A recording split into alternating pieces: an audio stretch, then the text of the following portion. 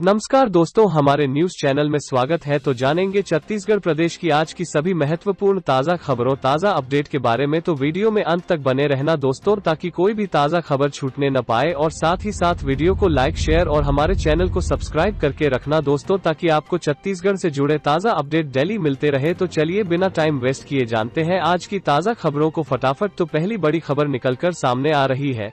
छत्तीसगढ़ में driving licence और RC सहित 22 परिवहन सेवाओं की घर पहुंच सुविधा शुरू।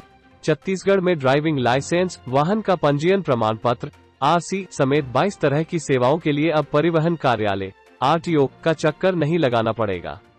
आवेदन की प्रक्रिया पूरी होने के बाद 7 दिनों में दस्तावेज स्पीड पोस्ट के माध्यम से लोगों के घर पहुंच जाएगा। आरटीओ से दस्तावेज स्पीड पोस्ट किए जाने के साथ आवेदक को एक ट्रैकिंग आईडी मोबाइल पर प्राप्त होगा। इसके माध्यम से यह देखा सकेगा कि डाक कहां पहुंचा है। इस योजना को तुन्हर सरकार तुन्हर द्वार अब पहुंची जरूरी कागजात आपके द्वार नाम दिया गया है। मंगलवार को मुख्यमंत्री भूपेश बघेल ने इसकी शुरुआत की। मुख्यमंत्री निवास कार्यालय में वीडियो कॉन्फ्रेंसिंग के माध्यम से आयोजित इस कार्यक्रम में राज्य के विभिन्न जिलों से वाहन डीलर भी शामिल हुए। उन्होंने परिवहन विभाग के इस पहल की तारीफ की, कहा कि इससे उपभोक्ताओं की संतुष्टि बढ़ेगी। कार्यक्रम में परिवहन मंत्री मोहम्मद अकबर, सांसद दीपक बैज, सीएम के सलाहकार राजेश शर्मा, मुख्य सचिव अमिताभ जैन, सीएम के एसीएस सुब्रत साहू और परिवहन विभाग के सचिव कमलप्रीत समेत अन्य लोग मौजूद थे। अगला ब्रेकिंग न्यूज है। सीजी बोर्ड के 12वीं के एग्जाम शुरू। क्वेश्चन पेपर और आंसर शीट लेने पहुंचे स्टूडेंट। 5 दिन बाद खुद सेंटर जाकर जमा करना होगा। जिन्हें कोरोना वो घर वालों को भेज सकते हैं। मंगलवार को प्रदेश में 12वीं की परीक्षा को लेकर कवायद शुरू हो गयी। सभी स्कूलों से प्रश्न पत्र और आंसर शीट बांटी गई। सुबह करीब 10:30 में ही स्टूडेंट स्कूल कैंपस में पहुंच गए थे। करीब 11 बजे से पेपर बांटे जाने लगे। स्कूलों में स्टूडेंट्स अपना प्रवेश पत्र लेकर पहुंच रहे हैं। अब 5 जून तक उन्हें पेपर और आंसर शीट दी जाएगी। आंसर शीट लेने के 5 दिनों में इसे वापस जमा करना होगा। 6 जून से 10 जून तक पेपर जमा कराए जाने की प्रक्रिया होगी। 12वीं की परीक्षा पूरे राज्य में इस साल लगभग 2,71,000 स्टूडेंट शामिल होंगे। कोविड संक्रमित होने पर स्टूडेंट को खुद सेंटर पर जाने की जरूरत नहीं है। वो अपने किसी परिचित या घर वालों को सेंटर पर भेज सकता है। जो व्यक्ति स्टूडेंट की तरफ से सेंटर पर आएगा उसे स्टूडेंट का प्रवेश पत्र, आधार कार्ड की फोटो कॉपी और स्टूडेंट के कोरोना संक्रमित होने का सर्टिफिकेट साथ सेंटर लेकर आना होगा। ये सुविधा सिर्फ कोविड संक्रमितों के लिए होगी। सेंटर पर बाकी स्टूडेंट को खुद जाकर पेपर लेना या जमा करना होगा। साथ ही अगली बड़ी खबर है। छत्तीसगढ़ में बंद होंगे कोविड केयर सेंटर। संक्रमण की दर 4% से नीचे पहुंची। प्रदेश में अब 35,741 एक्टिव मरीज, इनमें अधिकतर होम आइसोलेशन में। छत्तीसगढ़ में कोरोना की बढ़ती रफ्तार पर काफी हद तक लगाम लग चुकी है। यहाँ संक्रमण दर 4% से कम पहुँच गया है। प्रदेश के एक्टिव मरीजों की संख्या 35,741 तक पहुँच गई है। इनमें से अधिकतर मरीज होम आइसोलेशन में अपना इलाज करा रहे हैं। ऐसे में सरकार कोरोना के इलाज के लिए प्रदेश भर में बनाए गए कोविड केयर सेंटर को बंद कर रही है। रायपुर में लालपुर, फुंडहर, माना बस्ती, नवा रायपुर और ऐसे ही दूसरे स्थानों पर संचालित कोविड केयर सेंटर को बंद करने की प्रक्रिया शुरू हो गई है। प्रशासन ने आज लालपुर केंद्र से सामानों की शिफ्टिंग शुरू की। जिन केंद्रों में कुछ मरीज रह गए हैं वहां उनके डिस्चार्ज हो जाने के बाद शिफ्टिंग की कार्रवाई शुरू होगी। प्रदेश के स्वास्थ्य मंत्री टीएस सिंहदेव ने कहा, मरीज नहीं है तो कोविड केयर सेंटर के संचालन का कोई फायदा नहीं है। वहां तैनात कर्मचारियों और संसाधनों को वहां से हटाकर दूसरी जगह लगाया जाएगा। जैसे ही फिर जरूरत होगी तो सुविधाएं फिर से बना दी जाएंगी। वहां तैनात स्वास्थ्य कर्मियों को उनकी मूल पदस्थापना वाले केंद्रों पर भेजा जा रहा है। स्वास्थ्य मंत्री ने कहा, संविदा पर नियुक्त स्वास्थ्य कर्मियों पर अभी फैसला नहीं लिया गया है। स्वास्थ्य मंत्री टीएस सिंहदेव ने कहा, मरीजों की संख्या कम हुई है लेकिन संतुष्टिदायक नहीं है। 1 मार्च को प्रदेश में सक्रिय मरीजों की संख्या केवल 256 थी। उससे बढ़कर यह 1 लाख से अधिक पहुंची थी। हमारी कोशिश एकदम सीमित करने की है। इसी के साथ अगला ब्रेकिंग न्यूज है। छत्तीसगढ़ में जारी हो रहे गलत डेथ सर्टिफिकेट। विपक्ष का दावा, मृत्यु का कारण कोरोना से मौत नहीं लिखा जा रहा। प्रदेश अध्यक्ष साय बोले, अनाथ बच्चों को कैसे मिलेंगे केंद्र से 10 लाख। छत्तीसगढ़ के भारतीय जनता पार्टी के प्रदेश अध्यक्ष विष्णुदेव साय ने दावा करते हुए कहा है कि प्रदेश में कोरोना से मृत्यु लिखे बिना ही प्रमाण पत्र जारी हो रहे हैं। साय ने डेथ सर्टिफिकेट में कोरोना से मौत होना न लिखे जाने की वजह से चिंता जताई है। उन्होंने कहा कि इस विपरीत परिस्थिति में जहां राजनीति और सियासत का कोई स्थान नहीं होना चाहिए, उन्होंने इस संबंध में प्रदेश सरकार से कुछ सवाल भी पूछे हैं। उन्होंने पूछा है कि छत्तीसगढ़ के बच्चों तक केंद्र की मोदी सरकार का 10 लाख और 18 की आयु तक वित्तीय सहायता की योजना का फायदा कैसे पहुंचेगा? कैसे कोरोना से माता पिता खोने वाले बेसहारा बच्चों की पहचान होगी? क्या छत्तीसगढ़ के कांग्रेस के नेताओं के लिए सियासत ही सब कुछ है? साय का आरोप है कि केंद्र की कल्याणकारी योजना और छत्तीसगढ़ की जनता के बीच भूपेश बघेल सरकार बाधा बन रही है। दरअसल पीएम केयर्स फॉर चिल्ड्रंस योजना से अनाथ हो चुके बच्चों के भविष्य को ध्यान में रखकर केंद्र सरकार ने अहम फैसला किया है।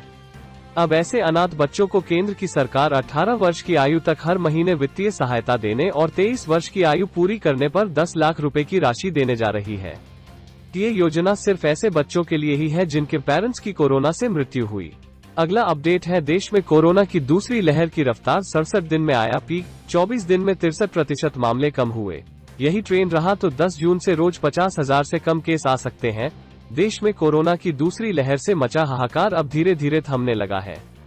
कोरोना की रफ्तार का अंदाजा इसी बात से लगाया जा सकता है कि 1 मार्च को देश में 12,270 केस सामने आए थे।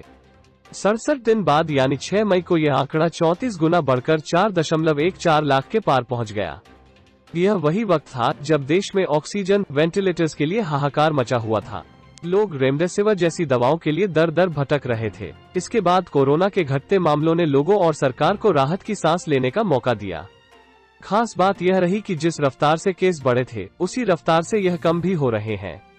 6 मई के बाद यानी बीते 24 दिन की बात करें तो रोज मिलने वाले केस 63% तक घटकर 1.53 लाख तक आ गए हैं। कोरोना के घटते मामलों के ट्रेंड पर नजर डालें तो पिछले कई दिनों से रोजाना केसों के आंकड़ों में 10,000 के आसपास की कमी देखी जा रही है। अगर आने वाले 10 दिनों तक भी यही ट्रेंड रहा तो 10 जून के बाद देश में रोजाना 50,000 से भी कम केस आएंगे। इसके बाद आने वाले दिनों में यह आंकड़ा और कम होता जाएगा। अगली बड़ी खबर है, लौटेगी अरपा की खूबसूरती, सौंदर्यीकरण के साथ बेहतरीन सड़क का होगा निर्माण, कलेक्टर ने दिए निर्देश। बिलासपुर कलेक्टर सारांश मित्तर ने शहर में चल रहे निर्माण कार्यों का जायजा लिया। उन्होंने सभी कार्य गुणवत्ता के साथ तय समय में पूरा करने के निर्देश दिए।